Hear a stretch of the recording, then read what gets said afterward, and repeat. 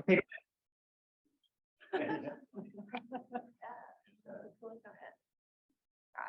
Okay, everyone. That's great to see you all today. So that's we have our first speaker for our lecture series, and welcome back to the new semester that's coming up. Many new faces, so it's great to see you all, and welcome to LEAP. For many of you that are joining us. So looking forward to the great research and a lot of the great new education program that's going to be developing across the year this year. And today we will have a few seminar series. So if you don't know yet who's coming, you can check on the website. Actually, everything is going to be listed there. So please check out the website frequently for the recent updates. There's also a calendar invite. You can just register to that. So you have it pretty handy. And today it's a great pleasure to have David Rolnick. So he did his bachelor and Ph.D. at MIT.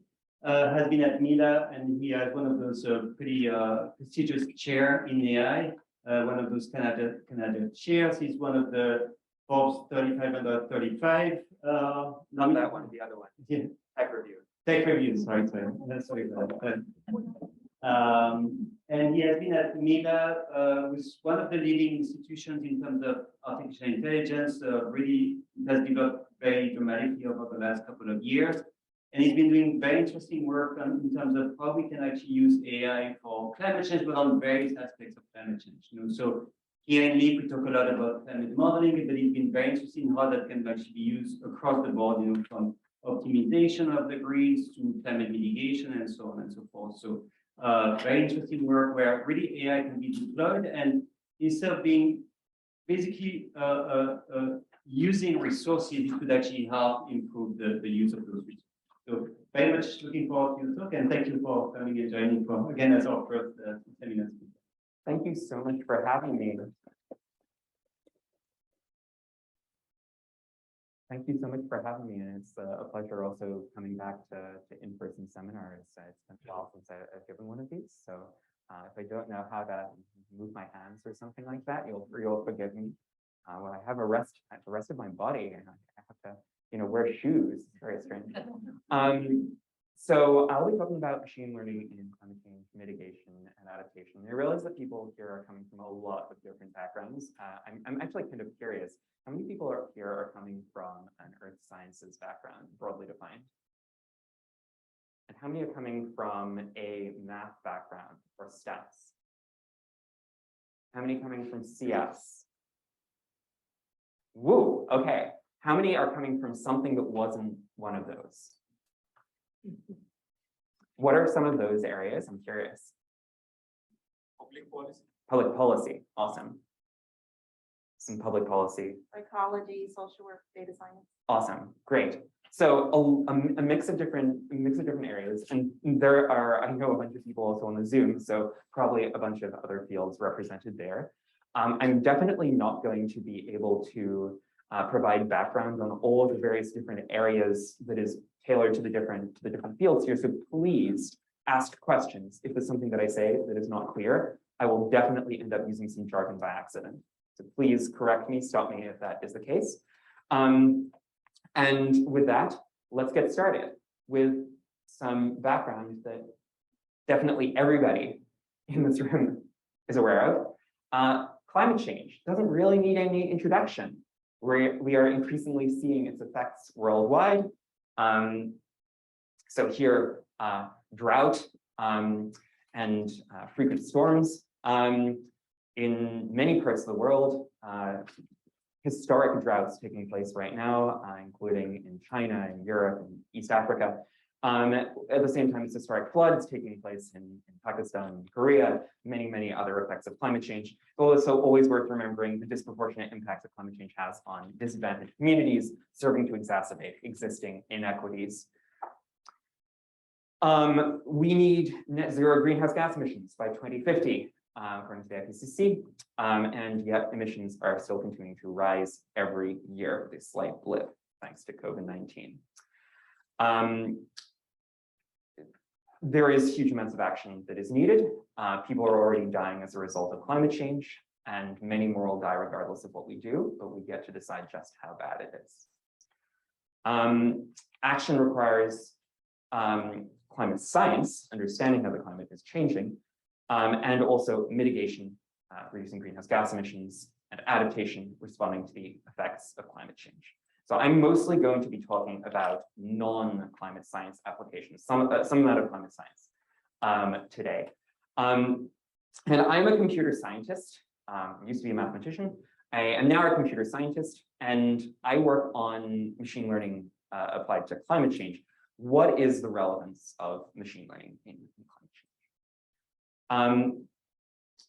So I'm going to be giving a quick overview by way of outlining what I'm going to be talking through of a compendium paper that we wrote a couple of years back called Tackling Climate Change with Machine Learning, which tries to provide an overview of the full space of ways in which machine learning can be relevant across many different fields of application, many different sectors, from electricity systems to buildings to land use to climate modeling to heavy industry. And obviously, I'm not going to have time to go through all of these applications. The paper is about 100 pages. I do encourage checking that out if there are particular areas that you are interested in, but I can talk through some overall themes. And so I'm going to talk about these themes that we identified for roles that machine learning can play in climate action, before then moving on to some particular examples within my own group that serve to illustrate those themes and also maybe of interest to this audience specifically. So I'm going to talk through 5 different themes. First of all, improving operational efficiency. Machine learning is very good at optimizing stuff. You give a computer a problem, you ask it to optimize for a given objective function. Machine learning is one of many different tools or classic optimization techniques, but increasingly now we're seeing everything, from all the way up to deep reinforcement learning being used in such cases.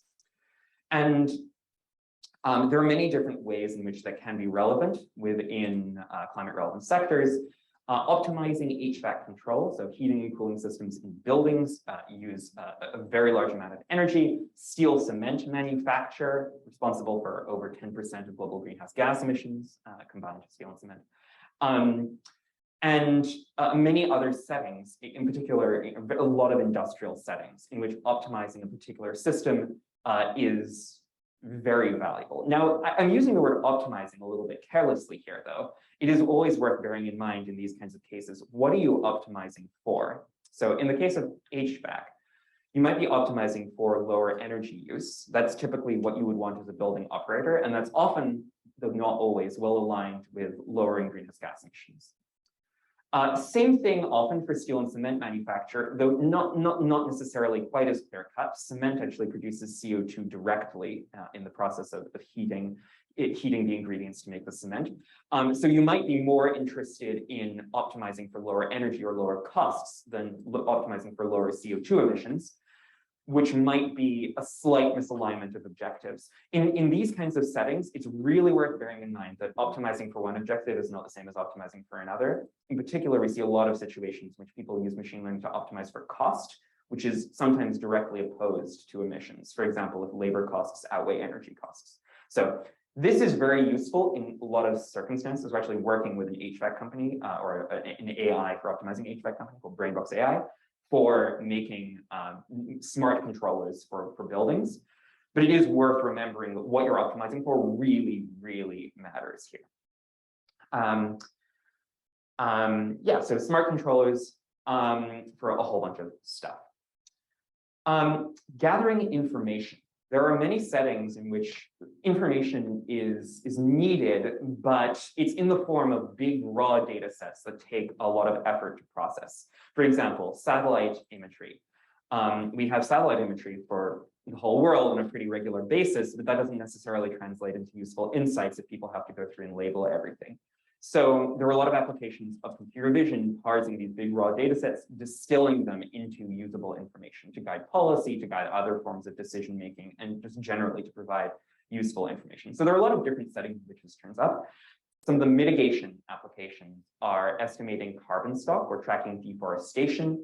In both of these cases, this can inform policy, but it can also help provide incentive structures and verification systems, for example, for offsets or other forms of carbon pricing, where there is a need to prove that land is being conserved or carbon is being maintained in an ecosystem. And so using machine learning is actually increasingly being done in production to verify that, in fact, carbon stock is being preserved.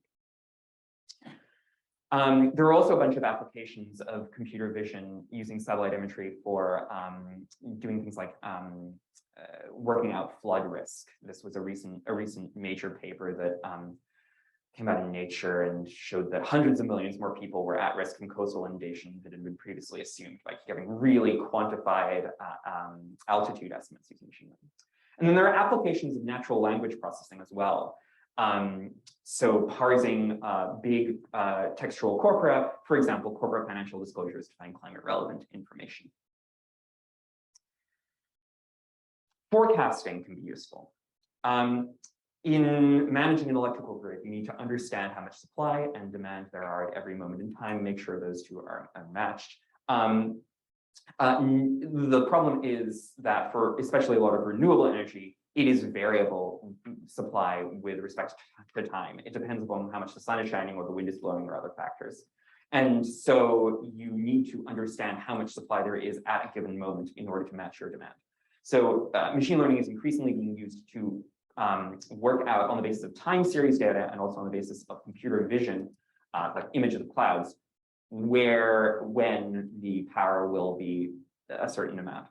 Similarly, machine learning is increasingly being used to predict demand. So for example, the UK's national grid, the grid operator, just recently used machine learning, integrated that into their demand response, not demand response, that is another application, into their demand forecasting, and cut their error in half by doing so. Previously, it had been done by a lot of just sort of word of mouth, people looking at television schedules to work out when people are going to be turning on their TVs. Actually, in the UK, there's a blip of about 10% in power whenever a soap opera ends, because everyone goes and puts on a cup of tea with an electric kettle. Actually, like really, this is the thing. Speeding up simulations is something that I think a lot of people in this room are quite familiar with. Taking a complicated, often physics-based model, which might be very time-intensive to run, and emulating parts of it, or maybe using statistical downscaling to get a higher res version of it, so you don't have to go through all that physics. You get a less good approximation, but it can be much faster to run. And this turns up in other situations too, like electrical grid planning models. People are doing this for car aerodynamics to make more fuel-efficient vehicles. So it's not just the climate science community that's doing this kind of thing, speeding up physics simulations. In a lot of these cases, some of the same considerations apply, like incorporating physics into deep learning. That's something that a lot of fields are really interested in now. And then accelerating scientific discovery. For example, suggesting materials for different applications, like better batteries or solar perovskites. And here, the role of machine learning is not to replace the scientific experimentation process, far from it. It is to learn from the past experiments and suggest maximally useful new experiments. And so some of the relevant areas of machine learning here could be, for example, active learning, where you're choosing experiments to run based upon minimizing uncertainty in your learning process. There's often graph neural networks being used here. For example, if you're working with molecular data. Okay, so these are some themes for how machine learning can be useful across different domains of climate action. Now, I'd like to go through each of these and see an example of how this can take place. But before we get to that, I would like to discuss some sort of overarching considerations.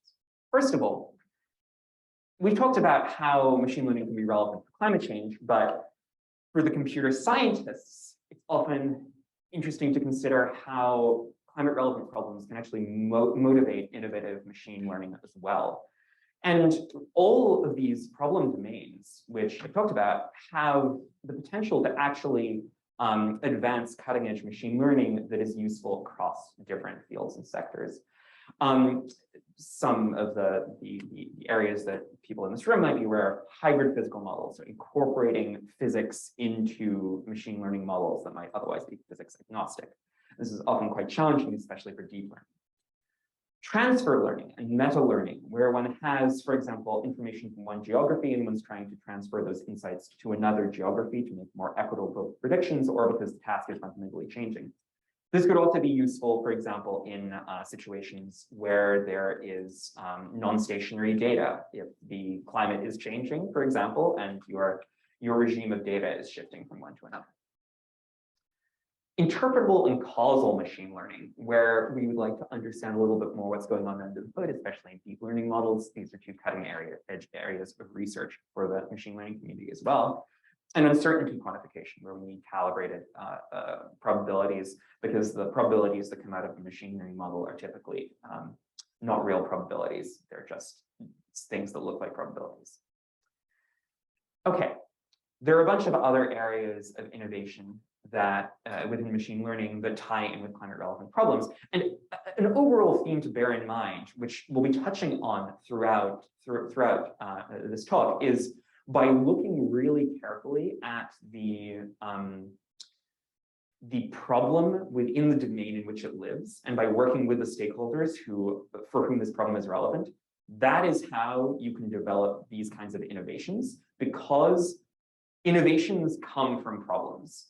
And the problems that end users have are not just the most relevant for impact, but they're also the most interesting, actually, if you are interested in methodological innovation. I will, of course, add the caveat that sometimes simple methods is sufficient. You shouldn't use transformers if you could just use random forests. If you don't know what transformers are, good. As a good strategy here, if you are interested in methodological innovation, pick problems that you suspect will need innovation. That's what we do within my own group. We are a computer science group, so we work on problems where we think our skills can be useful, but we pick problems where we think that they will need innovation, and we still try, the basics of it. Okay, I should add some other caveats. Machine learning is obviously not a silver bullet, not going to solve climate change. It's also only relevant sometimes. And in those cases, it is only one piece of the puzzle. You're not going to have machine learning for optimizing electrical grids without people who understand electrical grids. All of that work is more relevant than machine. Machine learning can alleviate bottlenecks sometimes. Also, some of the high impact applications you see are not the flashy ones, right? So, predictive maintenance for railroad systems. Deutsche Bahn, the German railway operator, is using machine learning in detecting failures and maintenance needs within its railway systems. That doesn't make as much press as self-driving cars, which are probably going to make climate change worse. But we'll get to that later. But the high impact applications of machine learning to make the press are often not the ones that are most impactful, really in any way, but certainly not from a climate perspective. Interdisciplinary collaboration. I don't think I need to preach that in this room, but it is really important at all stages. And I do want to add that interdisciplinary collaboration doesn't just mean talking to somebody in the relevant field.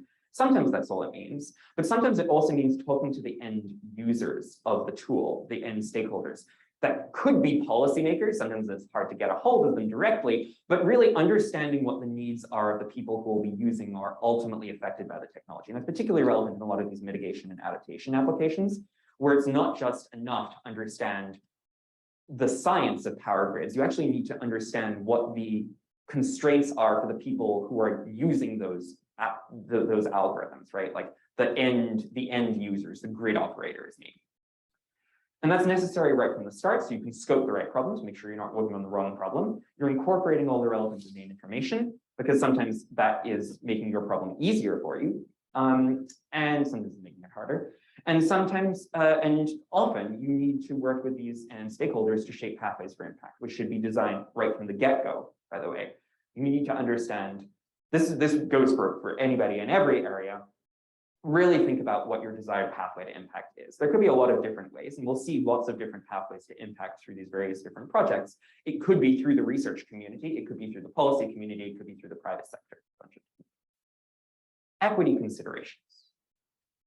I'm not going to be able to do full justice to the way in which machine learning relates to climate equity and climate justice, but suffice it to say that there are problems of who, what, and how. Firstly, empowering diverse stakeholders is fundamentally important. And in machine learning, there are huge problems with this. The sets of institutions and individuals that are empowered to use machine learning tools and receive attention for doing so are hugely biased. And it is extremely problematic to perpetuate various forms of digital divides via especially the use of tools for something that should be very much in the public interest and for enhancing equity rather than reducing. One of the reasons why inequity in the stakeholders who are involved in working on these problems is a problem is because that impacts which problems get worked on. So for example, I hear a lot about machine learning for solving wildfires. This is a good thing to be working on. Forecasting or responding to wildfires is a really important problem, but it's definitely a problem that particularly impacts Silicon Valley. Coincidence? Or all of North America and Europe and Australia, but there are other problems induced by climate change, which are also relevant, which don't necessarily get as much press. So for example, locusts.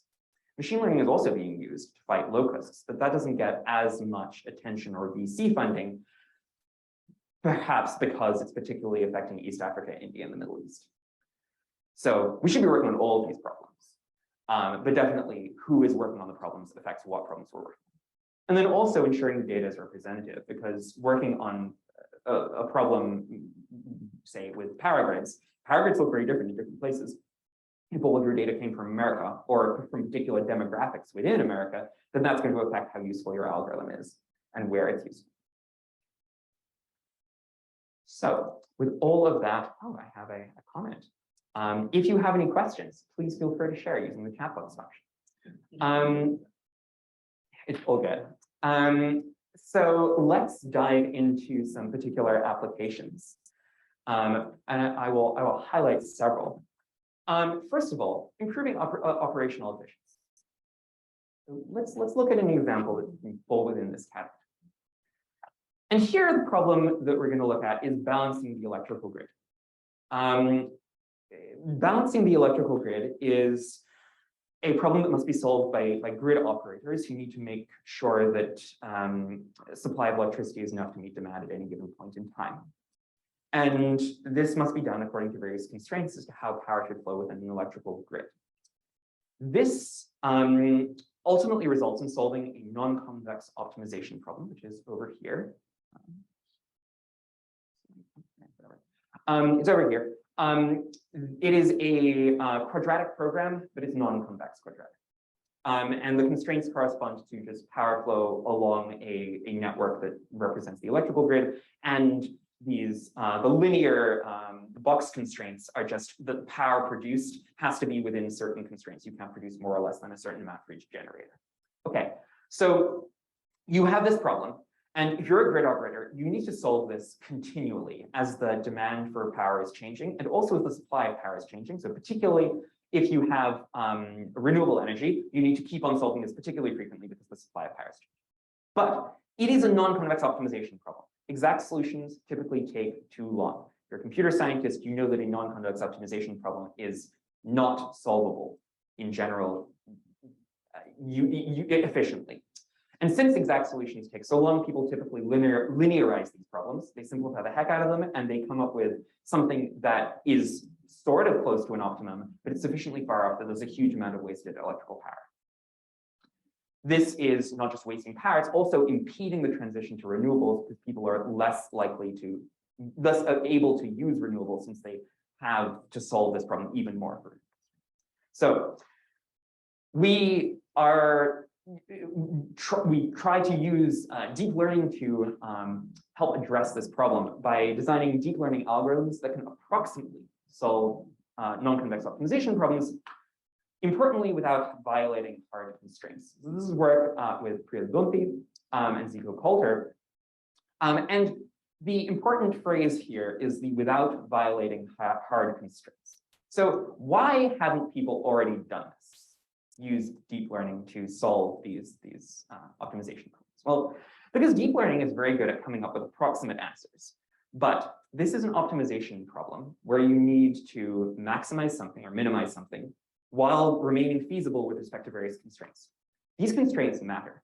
They really matter. If you violate the constraints, then the power goes out, the grid breaks, and people die. So you never want to violate the constraints. Deep learning is very good at almost not violating the constraints, but that's not good enough. So we need to have algorithms that can solve non-convex optimization problems approximately, get an approximate optimum, but really remain feasible. Make sure you always satisfy the constraint. The way that we frame the problem is here, you can imagine a family of optimization problems, which are parameterized by some x, and you need an approximate mapping from x to y, which is your desired optimum, while satisfying the constraints. The constraints are these sets of blue inequalities and green inequalities, sorry, green equalities, and that's an objective function that you're trying to minimize. All of these are parameterized by some x. Okay, so the x might be, for example, the demand at any given moment in time for the power grid. Okay, so how are we going to do this? There are a lot of components here, and I'm going to walk through each one of them in turn. We're going to take a neural network. We are using deep learning here, but we're going to take the neural network and we're going to take our input and we're going to output a partial set of variables, which is not the full set of variables that we need. And then we are going to complete those variables to the full set by using the equality constraints. We're going to push that solution towards the inequality constraints so that it satisfies the inequality constraints as well. That's the second process, correction. And then we are going to train the entire thing end to end because it is deep learning and we'll need to do some training at some point. So let's go through each of these components in turn and why it's hard or non-trivial at least. Okay, so we're outputting a subset of the variables. Why do we do that? Well, because we're living on some manifold that's lower dimensional than the overall space. This is not hard to see. We have some equality constraints, so not every variable is up to us to choose.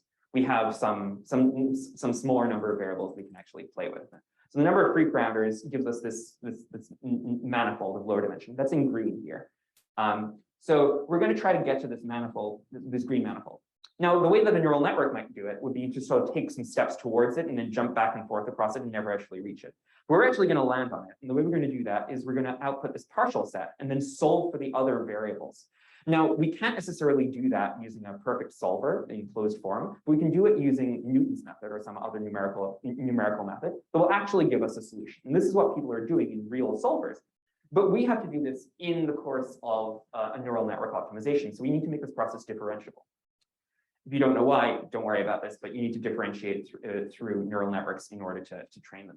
So we're actually going to differentiate through this implicitly using the implicit function theorem because we have we know what the full set of variables has to satisfy. We know it has to satisfy these equality constraints. So we can get we can get the partial derivatives implicitly. Okay, that's the first piece. We're now on the green manifold. We now have to get to the inequality constraints without violating the equality constraints. So we're now going to take some gradient steps along the manifold to get to this blue region. The blue region is easier to get to because it's just inequality constraints. It's probably some subset of the green manifold. And we're going to walk along the green manifold to get there. That's all that these equations are doing. They're saying move in the direction along the green manifold, which puts you closest towards the blue subset of it. And you're moving along both the original variables and the completed variables, and that's what all those different sets of variables are doing there. Okay, so you've now moved towards your blue set. This in practice takes you only a few steps, pretty simple. Some of you who've done stuff with neural networks in the past may be wondering, you're doing gradient descent inside gradient descent. Is this a bad idea? No, it's not a bad idea, actually, because we're doing gradient descent on the output, not on the parameters of the neural network. So there is no Hessian computation. This is not super expensive. If you didn't catch what I was saying, don't worry about it. Okay, so now we're actually going to train this thing, and we're going to train it to optimize the thing we're trying to optimize for, which is the objective function. That's this first term here, the f. And then these other terms are just saying don't violate the constraints. Now, we weren't going to violate the constraints anyway because of the construction, but this typically helps early on in training. Train this entire thing end to end. Great, and then you win. Let's see what we can do with this thing. We can solve convex quadratic programs. First set of problems there. Convex quadratic programs are really easy to solve, but you can also do a non-convex variation of this. Nice question. This is not the problem that Texas had. Simple non-convex problem, that is just a variation of the convex QP where we've changed the linear function to be a sinusoid. And all the convex quadratic programming algorithms break, but our method comes up with the answer just as easily. But then the thing I want to really focus on is AC optimal power flows, why we're doing this thing. That is the application in power grid management. So let's take a look at how our method performs in comparison to various other approaches. So this is the baseline neural network approach, where we just say, let's try to minimize the objective function while also minimizing the violation constraints. We have two loss functions, we're trading off between them. Don't violate the constraints too much. Unfortunately, don't violate the constraints too much. Doesn't work well enough. You end up violating the constraints quite a lot. As you can see, there is a lot of equality violations here. Similarly, if we actually do supervised learning, where we're trying to output exactly, so we've looked at some examples, we've solved the problem exactly, and we're just trying to duplicate the results using a neural network, that ends up violating the inequality constraints. If we add our gradient correction procedure, then it still violates the constraints, so we can't just add that portion of our method. We have to use the full method. These are various ablations of our method. You don't have to worry about that. That just shows that we need all of the parts of our method, in fact. And then here is the thing we should really be comparing against, which is the optimizer. It's a traditional optimizer, which is using the domain physics of the system in order to solve for the optimum. And we get the same objective value with a 0.22% optimality gap. But we are 10 times faster. And actually, we're 100 times faster because this is assuming that there is no parallelization on a GPU, which is much easier to do for our method than the previous. Okay, so takeaway, you can approximately solve optimization problems much faster using deep learning while preserving feasibility. Now, I would love to see this being used in other applications. We are currently working on this within building HVAC optimization. I would love to see settings in which this is relevant for climate modeling. As Pierre and Laura can testify, we've been working on trying to come up with some settings where nonlinear constraints are actually particularly pertinent in climate modeling. And it seems like most of the constraints that people are working with are linear, even though we're all surprised that they all seem to be linear. So if any of you come up with settings within climate modeling which call for nonlinear constraint satisfaction, please let me know. We'd love to collaborate. But definitely outside of climate modeling, there are a lot of applications. Are there any questions at this point? Yes. Is there a principled way to choose which subset of the bias you're going to output the neural net? Really great question. That does require some domain knowledge to make it most efficient for the Newton-Raphson. There are many different choices that you could make, but you would like to choose them in such a way that you can easily solve for the remaining variables. Yes.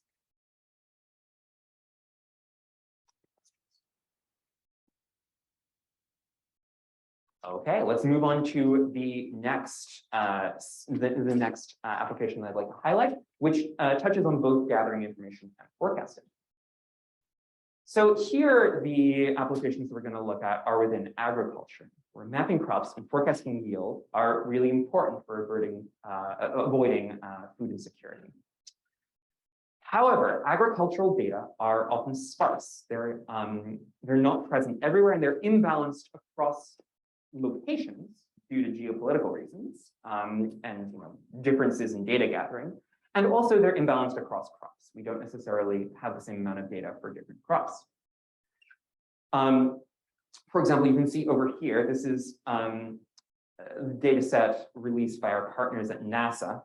We're working with the NASA Harvest program, which does agricultural monitoring. And this is the crop harvested data set. And you can see that there are these orange points and there are these blue points. And the blue points are where we have data on, is that a crop or is it not a crop? And the orange points are where we have data on exactly what kind of crop it is. So the orange points, there aren't very many of them. Even the blue points don't cover the whole world. So we really have very sparse and imbalanced data. And we would like to be able to leverage this data for as wide a set of geographies as possible. NASA Harvest is called upon by various countries. In particular, it's been working closely with various African governments in order to work on agricultural monitoring, like right now, to avert food insecurity. It's an urgent problem. So what we do here is we develop meta-learning algorithms that can label crops and predict yield while generalizing fast to new locations, because we don't have enough data to generalize, to train new algorithms for each location. And this is work led by my student, Gabby Sang. So some background on meta-learning. For those who haven't encountered this, just very quickly, meta-learning refers to learning in such a way that the model can quickly adapt to a new task given some new data. And oftentimes people use MAML or variations on MAML. MAML is model agnostic meta-learning. It's a popular framework where the neural network is trained specifically. The objective function is to maximize the effectiveness of gradient updates on new tasks. This is what it looks like over here. You're moving in such a direction that you can quickly move to various different parameter settings, depending on whether you're working on task 1 or task 2 or task 3. So you're trying to sort of be super adaptable, and that is actually your objective function. It's what you're optimizing for. There are various variations on MAML. These typically are various puns, like reptile and a bunch of other things. MAML is a training paradigm, so it can run with any kind of neural network, reason, and any number of tasks, so or any set of tasks. So this is not specific to one particular neural network architecture. Now we create a task-informed meta-learning paradigm, and this is again a general paradigm that can be added to any meta-learning framework, for example, MAML. There are two components to this, and the major component is a learned task encoder. There are many situations in which you have information about what task you are in, what thing you are doing, and you would like to use that information to generalize well to new tasks. For example, you have seen coffee in Kenya and maize in Brazil, but you have never seen coffee in Brazil. How are you going to work out what that looks like? Well, if you have a representation of coffee and a representation of Brazil, maybe you can generalize better. This is what this learned task encoder is doing. Taking into account two sets of information in our case, but more generally it can operate with any kind of task metadata. And for us, it's lat-long information. So where are you in the world? And crop type, rough crop type. So for example, it might be grain versus, fruit tree. And given that metadata, it encodes it in such a way that it is able to modulate the learning of the meta-learner. So here you can see taking these various input metadata, and then it's producing these two blue modulators, which are modulating the hidden representations inside the MAML model. So this is, each of these boxes is a neural network. Deep learning people love to make neural networks into boxes. So this is a neural network, this is a neural network. The task encoder neural network is processing the task metadata to change the representations inside the meta-learning neural network. And it's just modifying them by just doing a linear transformation with learned weights in the linear transformation. So that is how the first component works, learned task encoder. A second component that we found to be particularly useful is oftentimes in these kinds of settings, you end up with a lot of data that the model overfits to and which can be distracting because you have all this data imbalance, right? And so we use forgetfulness.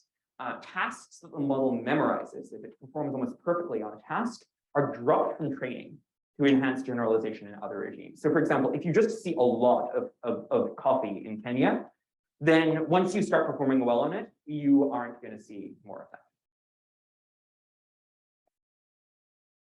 And so with those two features, you can add task-informed meta learning to mammal or to other things. And so here we can see how it's performing on crop type classification. This is across various different tasks in the crop harvest data set. And you can see that the TIML approach here is far and away the best. Let's look at the individual tasks here. And you can see various forms of TIML are just significantly better than the baselines. Let's go through the baselines. This is just mammal without any task information. This is pre-training on crops. So that is not trying to do meta learning. It's just pre-training the weights of your network and hoping that you adapt without using any meta learning to make the adaptation work well. Then there's no pre-training, which is obviously going to perform really badly, and then there's a random forest. I should mention that there are also baselines where there are a couple of other works that try to do task-informed meta learning, but they try to work out what tasks are without actually incorporating task metadata. There has been no approach that's actually taken the metadata that exists and tries to bring that in. If you try to work out what the tasks are here, it performs even worse than mammal. So those baselines they're off the table because they're so bad. Okay, on Brazil, we perform particularly well. This is a particularly challenging task. You can see it's really outperforming all of the other baselines. But I also want to touch on the particularly exciting feature for me here, which is that it really works with very little data. And the reason why it wasn't performing even better is because there was almost too much data. So you can see, if we take out some of the data, if we just reduce the training sample size, this blue curve, which is the TIML approach, gets even better, or it doesn't get better with less data, but it performs just as well. Whereas the other models perform significantly less well. Here's Togo. You can actually do zero-shot learning on some of these tasks. You seeing no data at all from this new task and still performing really well, whereas all the other models precipitously drop off. So really building in information about your task is extremely important in this kind of meta learning situation. We're currently working on, again, using this kind of approach in other settings. So for example, in biodiversity monitoring. Oh, I forgot, I do have another slide on showing that, so the previous task was doing classification. This is a regression task, so it's totally different. Here we're using LSTMs. LSTMs are for time series data, and so we're actually trying to predict crop yield at given pixels using values of the pixels in the past. And so here you can see that again, TIML is vastly outperforming the other methods. In particular, look at mammal, it's kind of sad. It's really, really bad. And TIML is performing better than the other models, regardless of what system you're using. If you're using a ConvNet, a CNN, or if you're using an LSTM, TIML still makes the model perform better. So it's really just this like thing that you can add on top that will make this just work much better. Are there any questions about task-informed meta learning?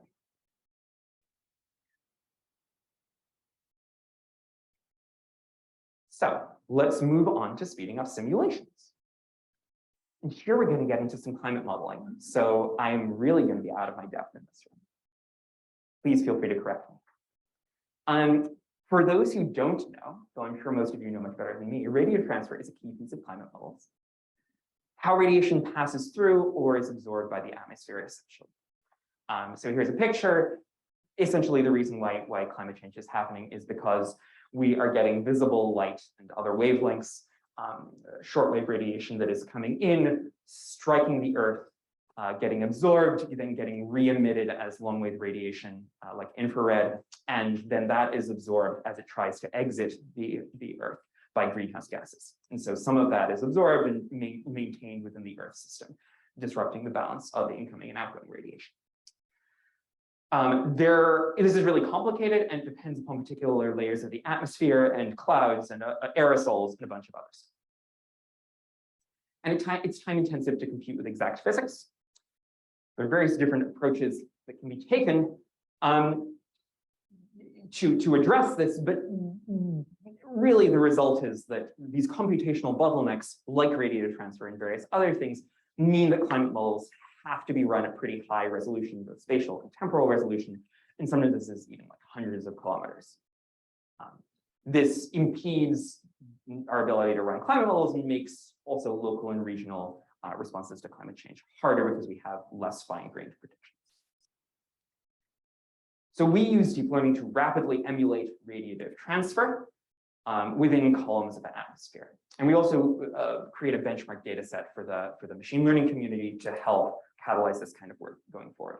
So this is work led by Zafar Kachai and Venkatesh Ramesh in collaboration with our partners at Environment and Climate Change Canada. So this is from NeurIPS last year. The data set, first of all, that we create, it's called ClimArt, and it is created by taking snapshots from the Canadian Earth System model at intervals of 205 hours. You may ask why we're taking intervals of 205 hours. Because it's relatively prime to 24, and so we get all the hours within the day sample. There was one point at which we accidentally were taking a multiple of 24, and so we were getting really good performance, but it was very weird because you could see in the data the shape of the sun striking a certain part of the Earth. Yeah, pick something that's relatively prime. So we notably have three out of distribution test sets. We have pre-industrial conditions, we have future scenarios. We also have 1991, which was the Mount Pinatubo eruption, which changed the atmosphere significantly. And so we created it as an out of distribution test set. We've also removed 1992 and 1993 from the training data set to avoid data leakage.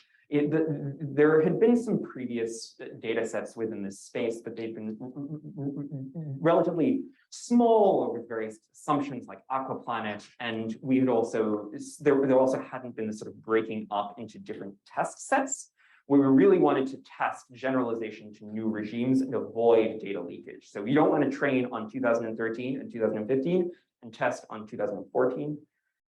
You certainly don't want to test on 2 data points a month apart and then test in the middle. That's a great way to get overfitting. So inputs are various things like gas concentrations, temperature, pressure, humidity, etc., at different layers and levels of the atmosphere, levels being the boundaries between layers. Each data point represents a particular atmospheric column at a given time point, and we assume that atmospheric columns do not interact with each other. My understanding is that this is because they're much thinner than they are wide, and so the interactions across lat long are going to be relatively insignificant compared with the interactions in the z direction. The output are the up and downwelling fluxes, both short and long wave radiation, and the heating rates per layer. The heating rates, as we'll get to in a moment, can be derived from the fluxes.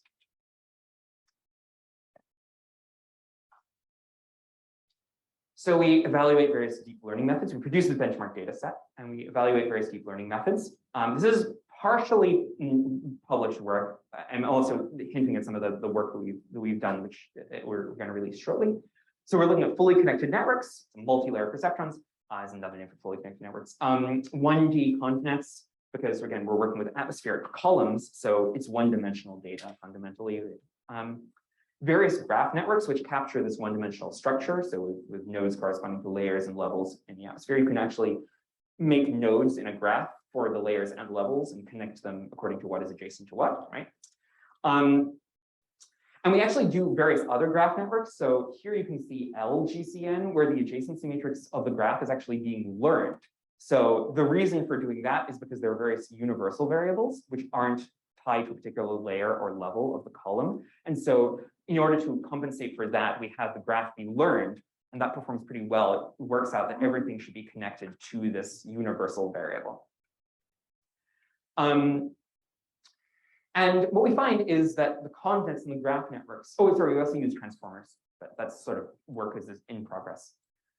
Never use transformers when you can use random forests, but the transformers are actually pretty good here. They're just so expensive computationally that you wouldn't really want to use them. Structure of the contents in the graph nets allows them to generalize better, is one of the key takeaways. Because they are including this sort of one-dimensional structure, They just work better than the fully connected networks. You can particularly see, so here there's like very, very little error. The performs extremely well in general. I guess that's the major takeaway. They work really well. They work really well. But if you're going to try to generalize to the future or to the past, they don't work as well. And it really helps if you're using something like a CNN, which builds in that kind of spatial structure, which is taking the domain information into account.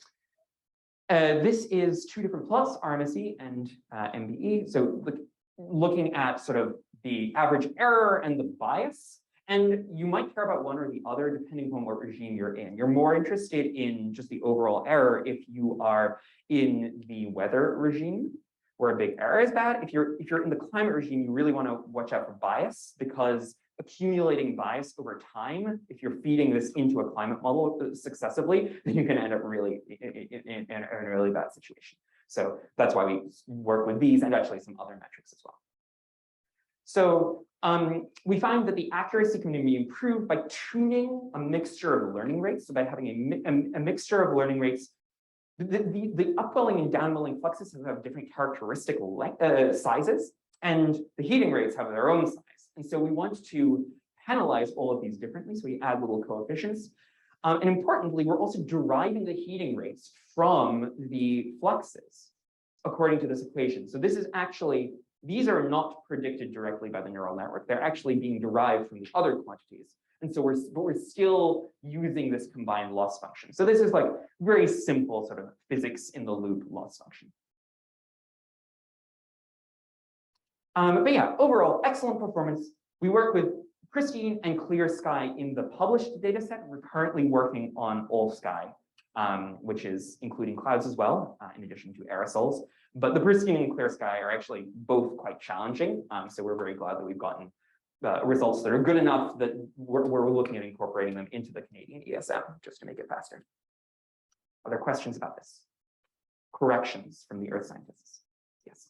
I'm just curious, do these methods replace more traditional PD solving methods? Yes, that's the idea.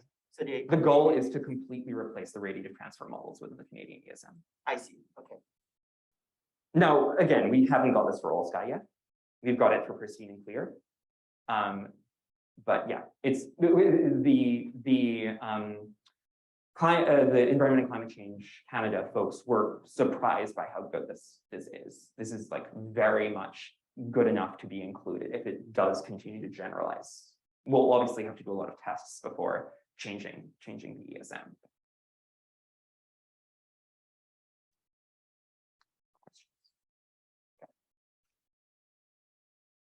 Okay. I'm not really going to talk about accelerating scientific discovery, but we are working on this as well. We're working on the Open Catalyst dataset, which is a dataset of candidate catalysts for renewable energy storage, for example, via hydrogen, where we just need new catalysts and there are too many to choose from and search over, and we would like to approximate the quantum chemistry simulations, which are density functional theory, that are being used to evaluate these. We're working on graph neural networks to approximate density functional theory. We're also working on generative models that use the graph neural networks as an oracle and search over the space of possible catalysts. So we're working on both sort of the active learning side of things, like how do we find the best catalyst, and also how do we evaluate each of those candidate catalysts, because each of those steps is actually pretty computationally intensive. But I will not talk about that yet because it's still work in progress. My understanding is that I have at least 15 more minutes if we want it. Is that correct? Yeah. Yeah? Yeah, we have Yeah. Okay. Yeah, I just wanted to make sure I didn't have to end on the hour. Great. Okay. So let's talk about something totally different from this categorization. It's not totally different. It's connected to the various projects which we also have in the group, which I don't have time to talk about, on monitoring biodiversity. So monitoring biodiversity is super important for climate change adaptation. It's also important for mitigation in the context of healthy ecosystems being important for carbon stock. But machine learning is increasingly being used in a bunch of contexts across biodiversity monitoring. So we're working on predicting ecosystem properties using remote sensing data, and we're working on on-the-ground sensors that can identify animals.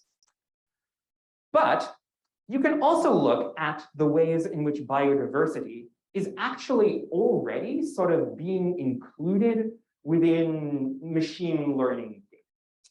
And so this is a different kind of paper that I wanna overview, which we just put out, which looks at biodiversity in the context of existing machine learning benchmarks.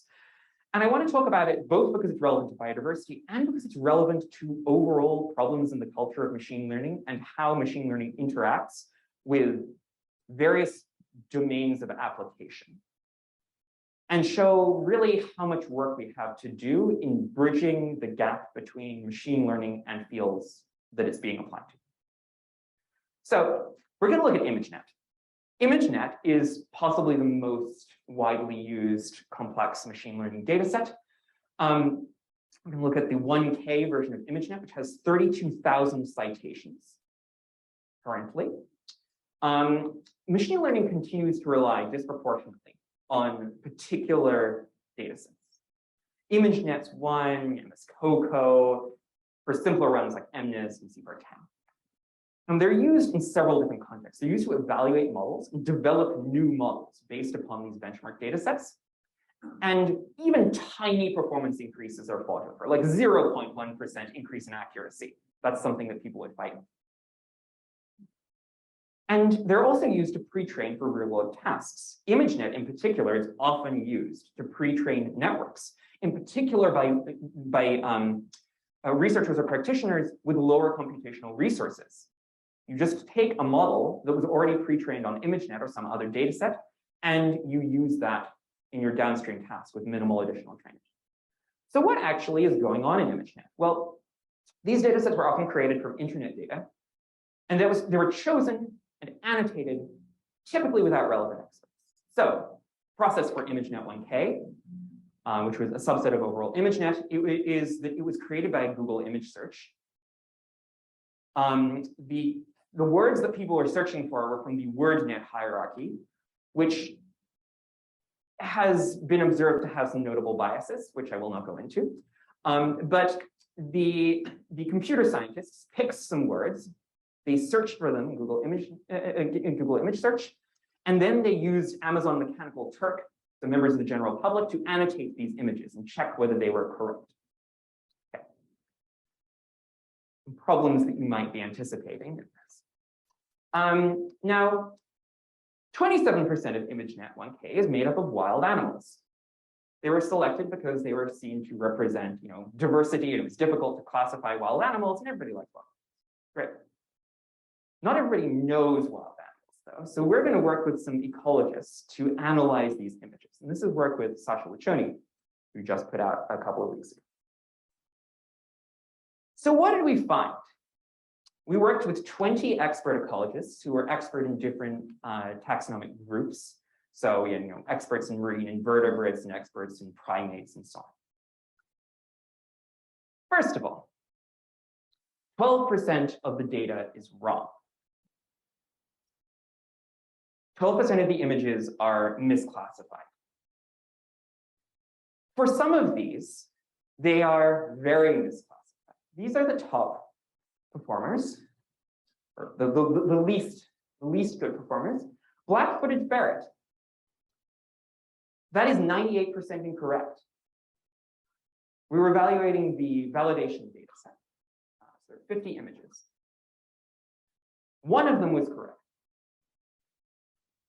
For the rock crab, 2 of them were correct. You can see a pattern. Now, depending on the different taxonomic groups, there was some variation. Birds were pretty correct. They were like 7% correct. Sorry, 7% incorrect. 7% incorrect. Amphibians were 26% incorrect. Reptiles were 27% incorrect. Sources of error. Why were these errors happening? First of all, annotator inexperience. Some of these are really hard to identify, but that can lead to problems. these aren't necessarily just technicalities. There's a class, for example, which is crane, the bird crane. And many of the errors were actually of a species of bird called the great egret, which looks a bit like a crane if you're inexperienced. Problem is, there's also an ImageNet class for great egret. So not only were these images wrong, they were actually right for another class. And this means that the errors were not uniformly random. These are all correlated errors, and they're correlated sometimes with other classes. Prevalence effects. For example, ferrets. What's going on with the ferrets? Well, turns out that people can have pet ferrets. Black-footed ferret is an endangered species found in the US. It generally comes out at night. People don't see it very much. Pet ferrets, on the other hand, people see pet ferrets a lot and they take a lot of photos. So if you do an image search of anything with the word ferret, you're probably going to get mostly domestic ferrets. That was what happened. They did an image search and then they annotated by people who didn't know the difference between different kinds of ferrets. And between, in these cases, most of the images are ferrets in cages or being held by people. They're not even wild animals at all. This happens in various other cases as well. Nomenclature, for example, leaf beetle. Leaf beetle in the dataset in the ImageNet dataset refers to a beetle in the family Chrysomelidae. It actually says Chrysomelid, so it's really specifying. It is that kind of beetle. Unfortunately, they must have just done a search for leaf beetle, and they got a lot of images of beetles on leaves. Now, there are a lot of other kinds of beetles in ImageNet. For example, ladybug beetles. Ladybug beetles are also found on leaves. A large fraction of the leaf beetles are actually ladybugs, even though there's another class, which is ladybugs. Really bad. So you can see that for a bunch of these. I assume that most of the rock crabs, for example, are just like crabs on rocks. 12% of the classes are also problematic. So we've looked at the problems in the images, and also the problems in the classes. 12% of the classes conflict with other classes. So the class definition is wrong. For example, tusker. Tusker is a word for an elephant with very long tusks. Most of these are African elephants. African elephant is also a class in ImageNet. All the tuskers are also African elephants. Meerkat is a class in ImageNet. Mongoose is also, but meerkats are mongooses. So that's bound to conflict. Then there are a bunch of other sources of this, which I won't go into. 11% of the classes are vague or unclear. For example, cricket doesn't really mean anything. Got into a long email exchange with the entomologist annotator who was telling me about how it means a particular thing in the UK and a different thing in the US. And same thing with kite. It's a very regional thing. Depending on where you are, kite means something totally different. And that leads us into our next, which is geographic bias.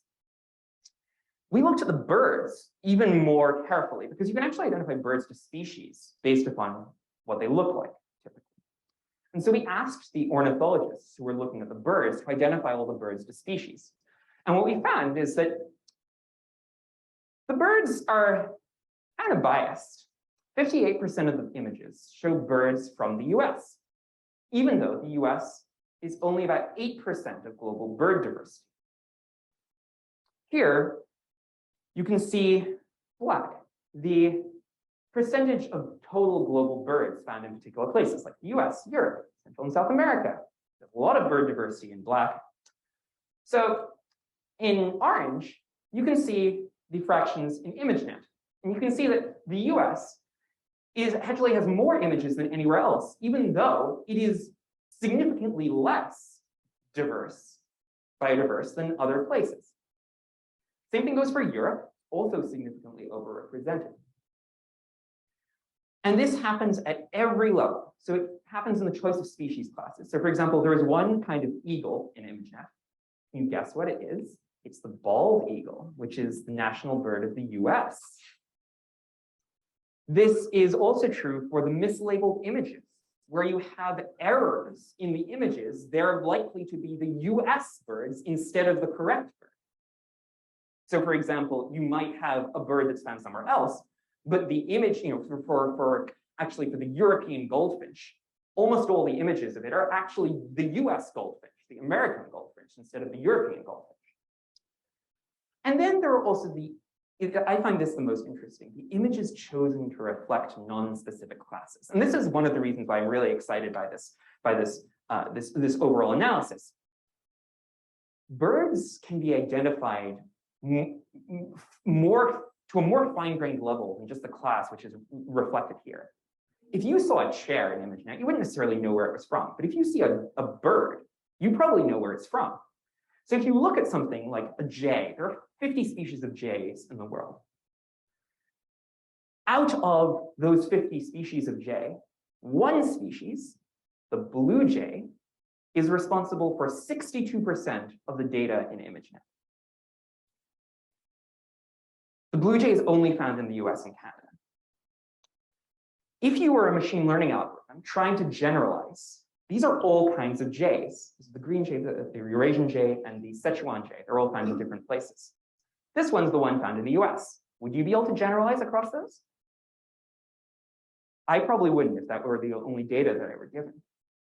So we're actually seeing that insidiously, even when images are correct, they are biased. And we're able to quantify this because we have this geographic information which you can read out from the images. Interestingly, some of the species which are found outside the US are actually probably images within the US, even so, like pet parrots and cranes in zoos, but we weren't able to quantify that and be absolutely sure. Yeah, so overall, you can see the imbalance is really, really significant. I want to touch on quickly some other problems that we discovered in the data. So cultural bias, for example, this is maybe obvious.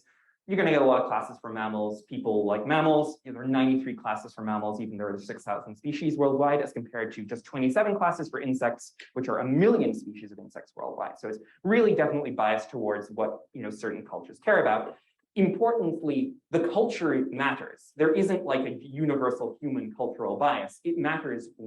It is an America and Europe-centric bias, and that can be quantified in various ways. Contextual bias. There were a lot of fish. The fish look like this. This is a guy holding a fish. Similarly, there are a bunch of dead antelope with people with guns next to them. 62% of the images of tench, barracuda, coho salmon, sturgeon, and gar have people in them.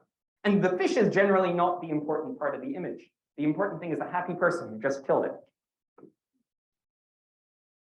5% of the images actually show multiple kinds of animal, like this cow and hanging out with a zebra. I think it's supposed to be a cow. I don't remember. 1% are fake animals.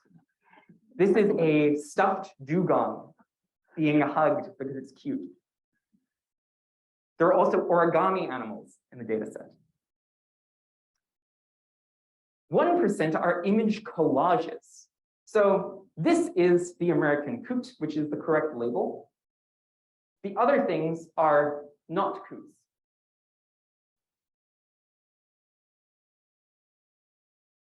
So why does this matter? Also, that is a wombat in a dress with human hands and butterfly wings. That is a real image from ImageNet. It is classified as a wombat.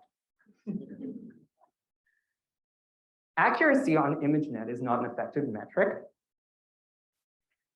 It's secretly testing for things that it wasn't supposed to be testing for, few and zero-shot learning, because actually the classes are much smaller in some cases. Like the real data in the class is much smaller than it was supposed to be, and it's actually broken into very imbalanced subclasses.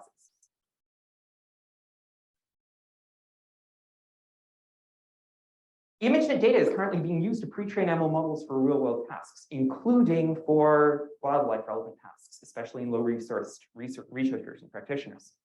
It's also being used in a whole bunch of things that aren't ostensibly wildlife-related, but are actually, like image search. This is accentuating the biases that we were already seeing. If people Google jay and they get a lot of pictures of blue jays, that's what they're going to think jays are. Whereas actually, that's just what US jays are. And again, this is not just about wildlife, it's about everything in imaging. And it's also broader failures in machine learning data sets and machine learning culture, which are still often defined by CS folks at privileged institutions drawn from really biased internet corpora. and they're often annotated without relevant expertise. I should mention, there are a lot of really good biodiversity data sets. For example, there is the iNaturalist dataset. There are camera trap data sets, which are really good. There are data sets which are about species abundance, for example. People have worked with eBird data. There are a lot of good data sets out there, but the machine learning community as a whole still relies on ImageNet. And so failures in ImageNet are failures of machine learning. And systemic change is needed in machine learning best practice for dataset creation and use. And we really see here the need for interdisciplinary collaboration, not just in biodiversity context, but overall in machine learning, because this is a massive failure. And then to close, I want to touch on something which is also different. We've talked about how machine learning can positively impact climate mitigation and adaptation. But I want to remind us that machine learning is being used in the different ways. And it can also negatively impact. And there are various different ways in which that is the case. And we go through them in a recent paper in Nature Climate Change, led by my colleague Lynn Kopp. So the first one is perhaps the one that people jump to the most, which is computation-related impacts. Machine learning has a computational footprint, like other computer tools. That is energy from computation, and it's the embodied emissions from carbon. Now, these vary a bunch between different machine learning models. Particularly, small machine learning models have a negligible energy cost. Larger ones might have a fairly significant one. Overall, all of ICT is between 1% and 4% of global greenhouse gas emissions currently. This is expected to increase. Probably the articles which you might have seen on how watching Netflix is going to consume much more greenhouse gas emissions than anything else in your life are a little bit exaggerated. It's 1% to 4%, it's not that much, and that's all of ICT, so all of digital technology. But it is increasing, so we should be keeping an eye on this. And machine learning is some fraction of this, which is also probably increasing. It really depends on the models that you're using. Some big models may use up a lot of energy. But the thing that people are often not talking about is that machine learning is being used for some things that are directly and indirectly seriously affecting climate change. There are the immediate impacts of applications. There are a lot of positive impacts, which we talked about. But there are also applications of machine learning, for example, in oil and gas extraction. Machine learning is estimated, along with advanced analytics more broadly, to make the fossil fuel industry $500 billion in additional profit by 2025 alone. So it's a lot of impact. Some of the same players that are advertising green ICT, basically all the major technology companies, are working with the fossil fuel industry to build algorithms using machine learning for fossil fuel exploration and extraction. Then there are more systemic impacts. Machine learning is being used extensively in advertising systems. All advertising systems online now essentially use machine learning. They're designed to get people to buy more. We aren't measuring how much of an impact that has, but having a pretty significant impact is causing people to consume more resources. And then there are more subtle and sometimes more uncertain impacts. So I talked about self-driving cars. Autonomous vehicles may make climate change better or worse. It's unclear. And the reason it's unclear is because we get to decide how we use those technologies. Self-driving personal vehicles are likely to result in people driving more by lowering the barrier to driving.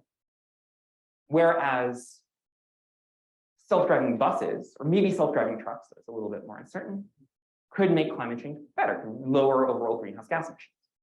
The decisions we're making as technologists are affecting the ways in which the technology is used and the ultimate impacts. Now, I'm not here to say that all autonomous vehicle technology is bad, or even self-driving car technology. It's obviously only one of the societal impacts, maybe good for safety. But we are not considering the implicit implications of our decisions. And overall, the thing I'd like to close on, the AI for good, when you hear this term, should not just mean adding positive applications of AI on top of business as usual. It should mean shaping all applications of AI based upon the impacts that we'd like to see in society. So if you're interested in this area more, the overall intersection of climate change and machine learning, I encourage you to check out Climate Change AI, which is a global nonprofit, of which I'm a co-founder and chair. We're a nexus for work at the intersection of climate change, broadly defined, and machine learning. We have a lot of digital resources, including reports specifically tailored for researchers, like the Tackling Climate Change with Machine Learning report, but also for policymakers. We have for the policy people in the room, we have a report with the Global Partnership on AI, going in great depth into policy recommendations for working within this space, including impact assessment of AI more broadly. We have a new community-driven wiki with data sets and additional resources as well that you can look at or contribute to in its early stages. We have events, including an upcoming workshop within our long-running workshop series at NeurIPS. The submission deadline is in a couple of weeks, so take a look at that soon if you want to submit there. You can also attend it without submitting. We have mentorship programs, though it's too late to join for this workshop, but we have mentorship programs in general for those who are particularly just getting started in this space. I highly encourage students to apply for our mentorship programs moving forward. And you can also just check out past papers, including many by people in this room within the search feature within our website. We also have a summer school, which just ended for this year, and applications for next year will be forthcoming. We have multiple tracks, people coming from the AI background, people coming from climate relevant backgrounds. We also have funding programs. We completed the first round of our innovation grants program, and stay tuned for more info on that moving forward. Where we fund impactful research in this area from around the world. We also have various forms of information sharing, including a monthly newsletter with information on jobs, funding opportunities, new papers, data sets, announcements, etc. We have a blog, similarly, and we have a community platform, which is essentially a place to engage with other folks from around the world on a continuous basis, to form partnerships, to ask questions. And finally, we have monthly webinars and bi-weekly happy hours for engaging virtually. So with all of that, I am finally done, and I look forward to further discussion and questions. Thank you so much.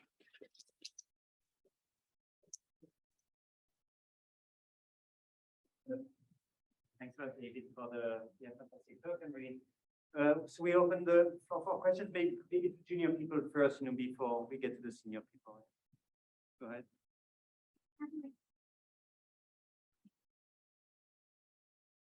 Thanks. I thought that was a really good talk. Thank you. Your second last slide, where you talked about negative impacts of using AI for various purposes, effectively. They're not all nefarious. Sometimes it's just, unintentionally bad for the climate. Right, deleterious. Then it makes me wonder whether or not it might be ever possible to write a license for the software that's not fully open source. Like imagine if TensorFlow had a license that forbid it from being used for fossil fuel extraction. I wondered if you had any thoughts on whether that would be possible. Well, Google would never have done that, but they recently opened a Houston office specifically with the goal of working with the fossil fuel industry. Right. But yes, that would be a really interesting idea to explore. I have never thought about that. And I'm probably not the best person to talk to, since I think there are people who specialize in writing licensing agreements, but I'd be very interested in understanding more about whether that is a possibility. It kind of is difficult, though, to require everybody to do impact assessment. You might be able to exclude specific sectors, but it would be difficult probably to say, you must understand the ultimate impacts of your work on climate change, because that could be too broad. I think you could probably write it in, like I could imagine you being able to write it to say, it shall not be used for this particular use.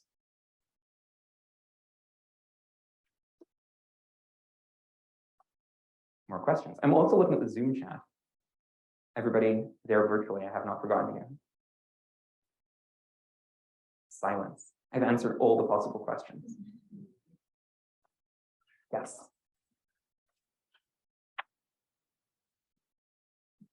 Yeah, thanks so much for the talk. That was really fantastic.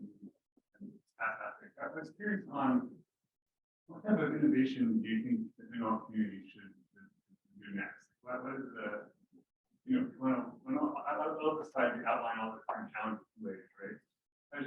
No one put on the spot, maybe many answers. I'm sorry. All right, that's good. I was just curious, like, what sort of innovations do you think ML could provide that we don't have today, but if the ML community could do it, I think would be meaningful step in the right Yeah. direction.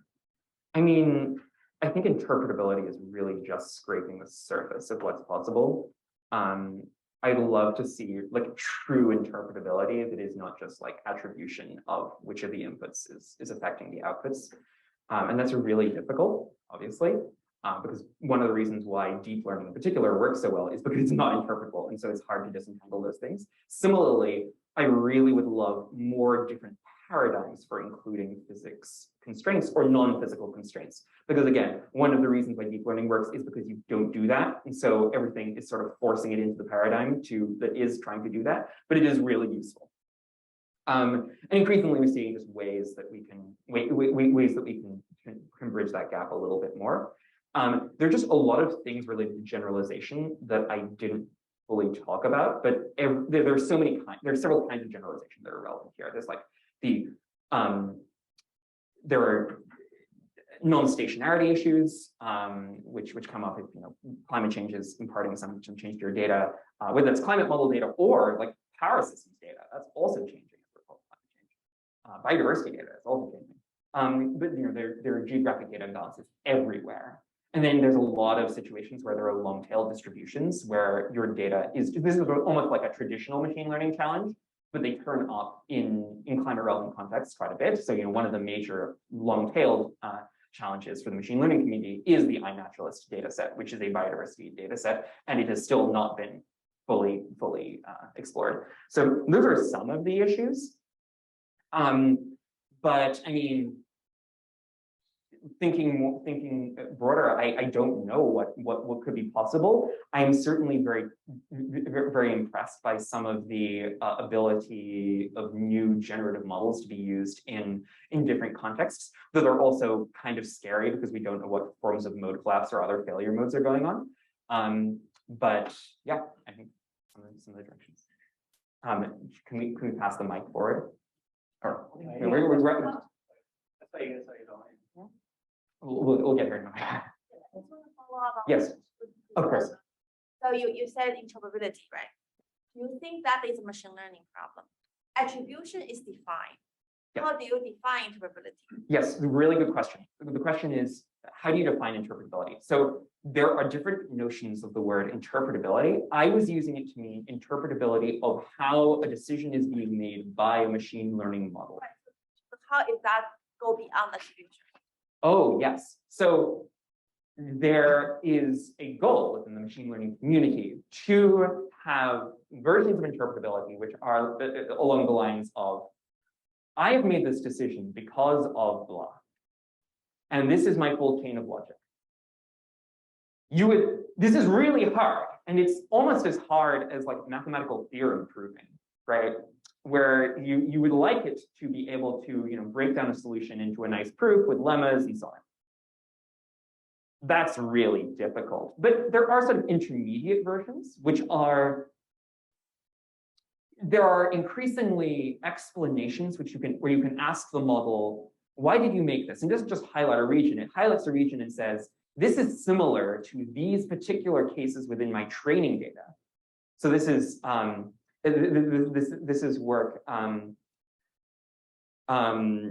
forget the name of the paper, but this is similar to various aspects of the training data, and these are the templates that you should consider. So that is a little bit closer to providing real reasoning rather than just highlighting something, right? About the Cynthia Rudin's paper about This is Cynthia Rudin's paper. It's working with a bird data set. Exactly. I mean, really just like Cynthia Rudin's work in general is obviously super relevant to this entire area. Laura. Yeah, thanks a lot, David. That was great as always. I'll also put you a little bit on the spot. That like Please. Carl just did. Why So, I mean, yes, exactly. You are our first speaker as well, so we get pretty excited. So you've been involved with climate change. You created it with Pia and many others. Are they again kind of specific or kind of high level ideas at the interface between climate and ML that have started but not not that they didn't grow as much and you would like to push them, or that you feel that the community with really just starting, could help some, either on the ML side or climate side, or Yeah. maybe an interface between the two. Totally. So, I mean, there are a lot of different reasons why work at this intersection can be held back. And some of them have to do with the domain of application, right? So certain areas are more slow to adopt new technologies for good reasons, as well as maybe less good reasons. And also some areas are fundamentally more private sector. Like there's a lot of good work being done in ML for agriculture, but the vast majority of it doesn't get published. I would love to see more work within the ML community, like the research community focusing on this, because if you just looked at the publication space, you would think of it as no work, but actually there are a ton of startups in precision agriculture. There are a ton of established companies which are starting to use ML, but it is very proprietary. And so this does stifle innovation, and it stifles methodological innovation because people don't see it. So I think that would be one area, or similarly heavy industry, where I would love to see more work. Because there's a lot of low-hanging fruit in both of those domains. Yeah. Thanks. I just wanted to jump back on the interpretability. I wanted to ask, so a lot of the work that we do is all good, but it's still like very not accessible to the wider public. There's a lot of skepticism about a lot of ML applications. How do you see us, the ML community, improving in terms of making it more accessible to policymakers and having a better pathway to impact for the general public? That's a great question. So the question was, how do we make ML as a whole more accessible to specific communities like policymakers and more broadly to the general public? So I think we need to understand different kinds of accessibility. We don't need for everybody to be able to spin up a deep learning model. I think that we do need for people to know enough about what machine learning is, where it comes into contact with their lives. And I think that for particular audiences like policymakers, I do think we need to have people understand how to engage with models where it does impact their lives. So overall, part of this is representation in communications and media. But that's not the responsibility just of media people. That's also the responsibility of people within this space and within machine learning more broadly to engage in an effective way and in an honest way with the public. When people come out and say that their models are almost conscious, then that can be distracting from some of the real problems that exist and some of the real, more true things that exist about machine learning models. So there can be elements of discourse here, sort of general discourse about AI machine learning. Because oftentimes general public much more interested in killer robots than in actual real problems with machine learning systems right now. And part of that is also because people want to make it sound shinier, and the way to make it sound shinier is make the robots conscious rather than make the computers able to get better energy efficiency. So that's one thing. But then, with respect to different stakeholder communities like policymakers, there needs to be an increase in literacy. And this can partly come as a result of people's technical backgrounds actually going into different spaces, right? Like whenever you're in computer science, I don't know about the fields that you're coming from, but I know in computer science, when you're a student, you're asked, do you want to go into academia or industry? What is industry? Like Microsoft, Google, was Microsoft, then it was Google, then it was maybe DeepMind or some cool tech startup. It's not the civil service. What's that? Are they hiring computer scientists? Yes, they are. They really need computer scientists in all these kind of public-facing and internal governmental operations applications. And some of these are really cool roles. Some of these are researcher roles. And some of these are enabling research too.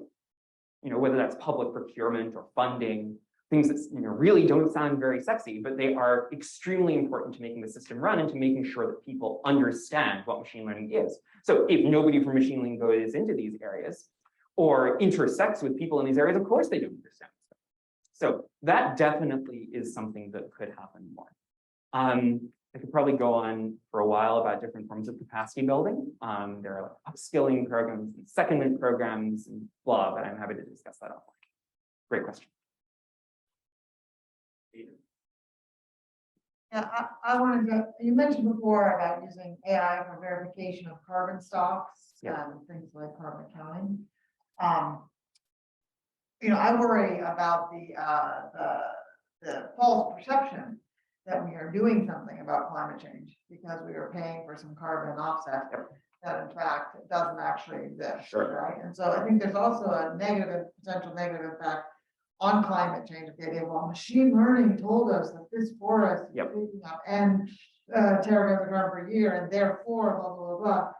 When actually we don't have good. And you mentioned also uncertainty quantification. How do we also move forward in a way that we don't pretend that we know more than we do?